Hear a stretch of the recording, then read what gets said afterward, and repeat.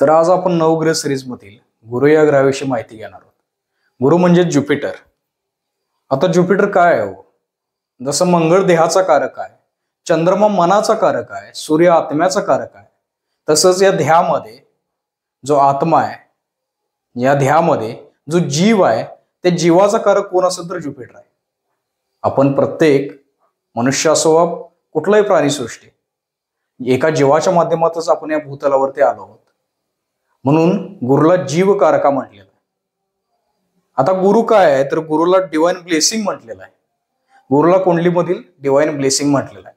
तर टायटल टाकू शकताय ज्युपिटर म्हणजेच गुरु, ज्युपिटर म्हणजेच काय जीवकारका, द कारका ऑफ जीवा, कारका ऑफ जीवा।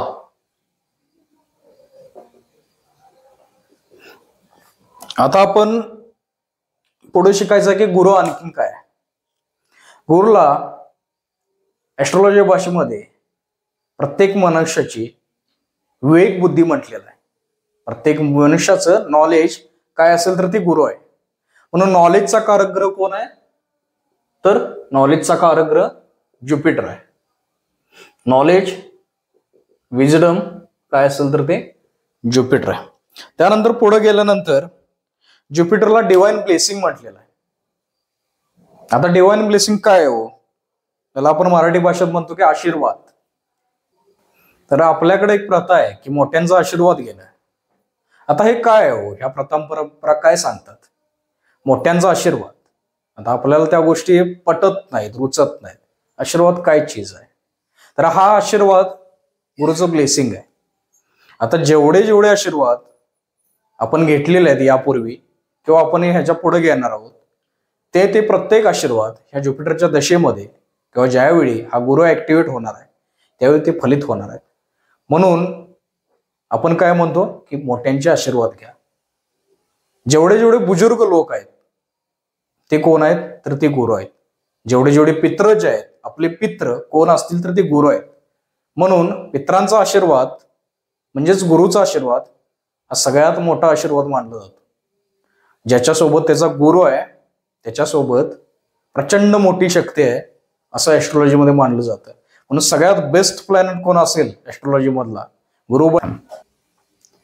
म्हणून गुरु बचाए तो उसका कोई कुछ बिगड़ ना पाए असं म्हटलं जातं।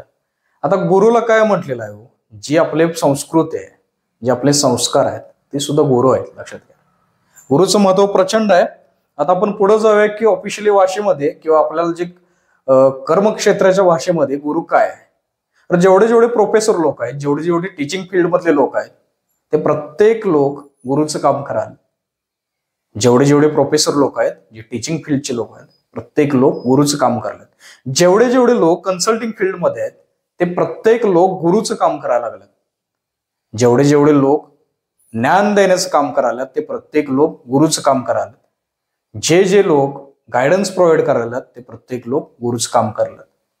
आपल्या गुरुला मजबूत करायचं आहे तर आपला धर्म, आपली नाळ आणि आपले पित्र यांच्या गोष्टी आपण फॉलो केल्या पाहिजे। धन्यवाद।